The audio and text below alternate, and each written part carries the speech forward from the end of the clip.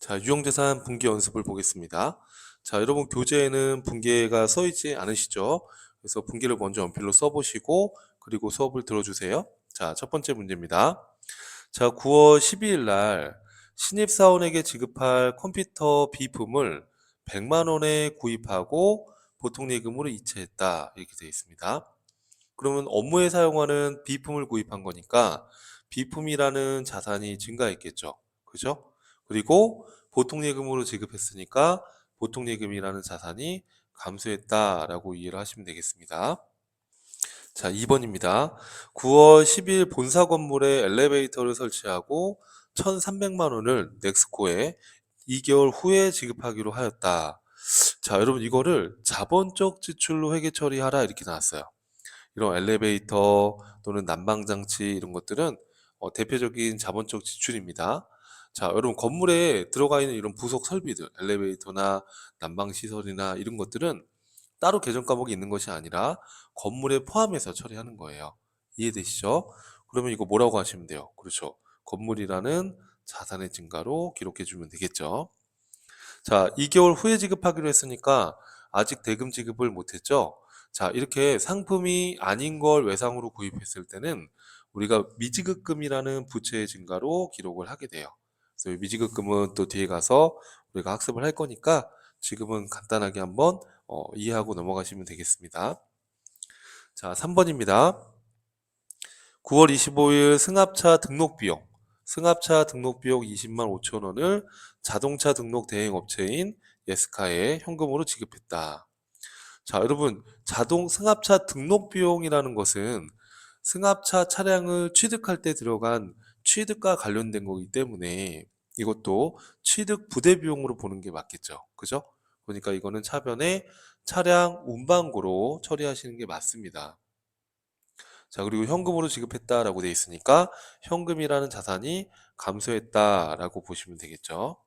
그래서 우리 차량을 취득할 때 뭐 취득세, 이런 등록 비용, 이런 거 취득가, 이런 등록과 관련된 것들은 취득 부대 비용으로 봐서 자산의 취득 원가에 포함한다라고 이해하시면 되겠습니다. 자, 4번 문제 한번 볼게요. 자, 11월 8일 영업부 사무실 에어컨이 고장나서 이를 수리하고 수리비를 현금으로 지급했다. 자, 여러분 중요한 건 수익적 지출로 처리한다라고 가정을 했어요. 그러니까 우리가 비용 처리하겠다라는 얘기잖아요. 그러면 에어컨이라는 건 비품인데 비품 수리비가 나간 거니까 이거 어떻게 하시면 되겠어요? 그죠? 수선비라는 비용의 발생으로 처리해 주시고 자, 현금으로 지급했다라고 돼 있으니까 그렇죠. 현금이라는 자산이 감소한 걸로 기록을 해주시면 되겠습니다. 자, 다음 번호 한번 볼까요, 여러분? 자, 그 다음에 5번입니다. 자, 8월 12일 주차장으로 사용할 토지를 2천만 원에 준선 상사로부터 매입하고, 매입했다는 건 샀다는 얘기죠. 그죠? 구입했다 이 뜻이에요. 그래서 토지를 구입하고 대금은 당좌 수표를 발행해서 지급했다. 자, 토지를 취득할 때 취득세 92만 원을 현금으로 또 별도로 또 추가 지급을 했나 봐요. 그럼 지금 여러분 이 거래 내용의 핵심은 뭐죠? 그렇죠. 토지를 산 겁니다. 토지 2천만 원짜리를 구입하면서 취득세 92만 원의 또 취득세를 부담한 거예요. 그럼 나는 이 토지를 총 얼마에 취득을 한 겁니까? 그렇죠. 2,092만 원의 토지 자산을 취득한 거죠. 자, 우리가 당좌수표를 발행하면 무슨 예금이 나간다고 했죠? 그렇죠. 당좌예금이라는 자산이 감소한 걸로 기록해 주시고요. 취득세 92만 원은 현금으로 지급했으니까 현금이라는 자산이 감소한 걸로 기록해 주면 되는 거예요. 이해되시죠, 여러분? 자, 이렇게 해서 분기 연습을 해보시고요.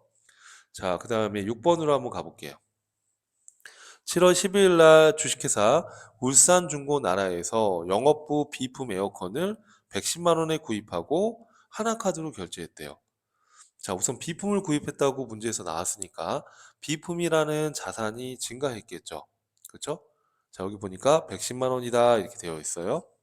카드로 구입을 하게 되면 돈이 바로 빠져나가는 것이 아니기 때문에 카드로 구입해도 이것도 카드 빚이잖아요. 그죠? 그럼 부채로 인식을 해야 되는데 이렇게 비품이나 이런 차량이나 이렇게 상거래 이외의 거래에서 카드로 구입을 했다 그러면 그렇죠. 이때 쓰는 계정 과목이 미지급금이라는 부채의 증가로 기록해 주는 거예요. 그래서 이 미지급금은 뒤에 가서 또 배울 거니까 지금은 이렇게 상품이 아닌 걸 카드로 구입했을 때 이 카드빚도 부채다. 이 부채를 우리는 미지급금이라고 한다라고 여러분 간단하게 이해하고 넘어가시고 뒤에 가서 또 같이 학습을 하게 될 거예요. 자, 7번 문제로 한번 가볼게요. 자, 11월 27일 당사는 보유하고 있던 차량 운반구, 취득원가 800, 감가상각 누계액 200, 이 차량 운반구를 영동상사에 700만 원에 매각했다 이렇게 돼 있어요, 여러분. 매각이라는 건 갖다 팔았다는 얘기예요. 자, 그러면 자, 여러분 우리가 유형자산을 처분했을 때는 어떻게 분괴를 한다고 했었죠? 자, 우리가 누계액으로 관리를 하기 때문에 우선 차변에 있던 자산의 취득원가를 전부 대변으로 없애주셔야 되는 거예요.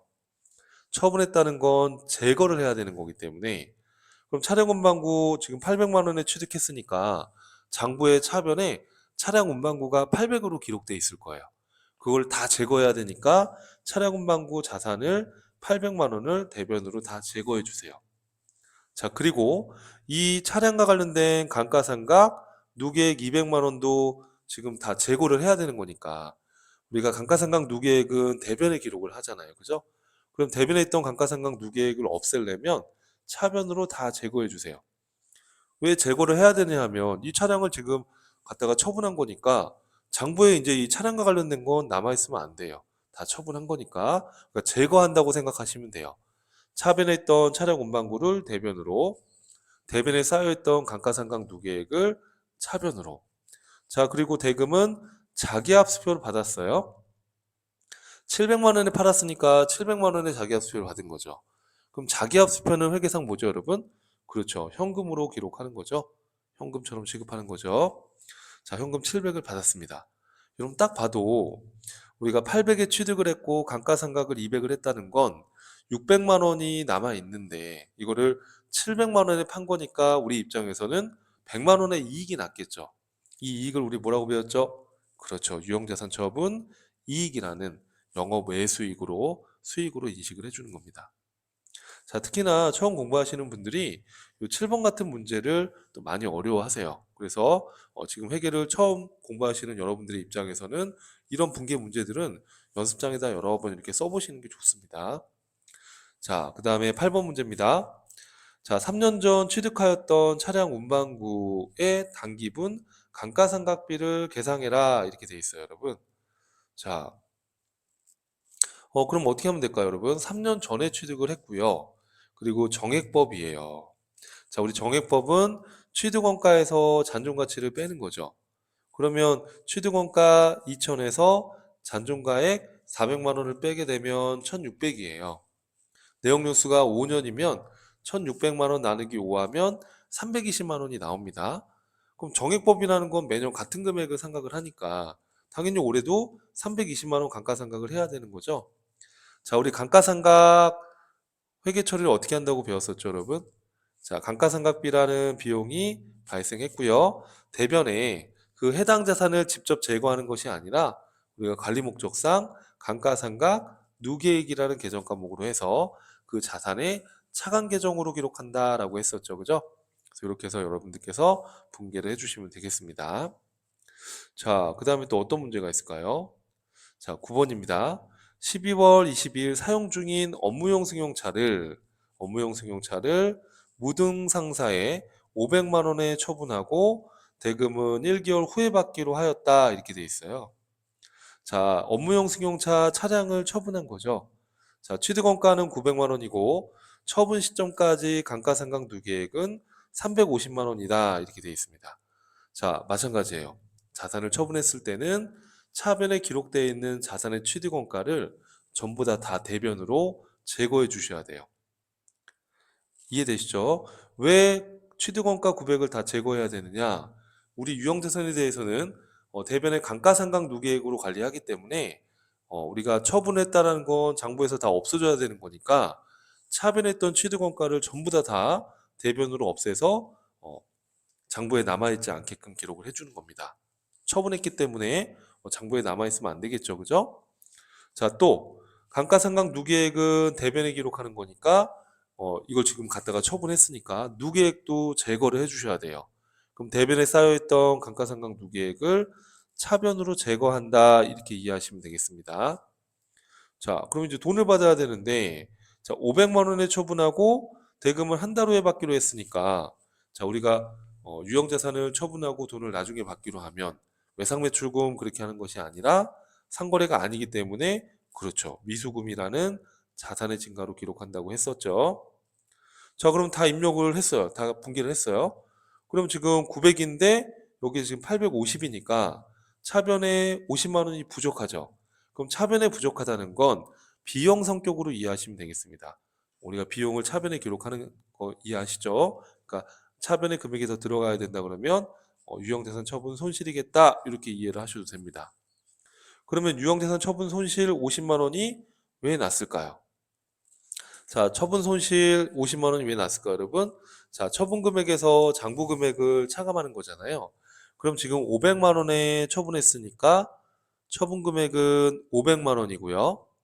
장부 금액은 취득원가에서 감가상각 누계액을 뺀 게 장부 금액이니까 900에서 300만 원, 350만 원을 빼게 되면 이게 장부 금액이 되겠죠. 그렇죠? 그럼 장부 금액은 900에서 350을 빼게 되면 얼마인가요? 900에서 350을 빼게 되면 550이 나옵니다. 그럼 500에서 550을 뺀 거니까 마이너스 50만 원이 나오네요. 그럼 마이너스가 나왔다는 거는 유형자산 처분 손실이 나오는 거죠. 그래서 이 50만 원이 나온 근거가 이렇게 된다라는 거예요. 자, 10번입니다. 자, 11월 27일 당사는 보유하고 있던 차량 운반구를 영동 상사에 700만 원에 매각하고 대금은 자기압수표로 받았다. 자, 그럼 어떻게 하면 되겠어요, 여러분? 이 차량 운반구를 제거해야 되겠죠. 자, 취득 원가 800만 원을 다 제거하시고요. 그리고 대변에 쌓여있던 감가상각 누계액 200만 원도 다 제거해 주세요. 그렇죠? 자, 여러분 800에 취득을 했고 감가상각 누계액이 200이면 장부 금액이 600인데 이거를 영동 상사에 700에 판 거예요. 600짜리를 700에 팔았으니까 100만 원만큼 유형자산 처분 이익이 나온 거죠. 우리 회계상 자기합수표는 뭘로 처리해요? 그렇죠. 현금으로. 이해하시겠죠, 여러분? 자, 이렇게 해서 유형자산에 대한 우리가 회계 처리까지 같이 한번 연습을 해봤습니다. 다음 강의에서도 뵙겠습니다.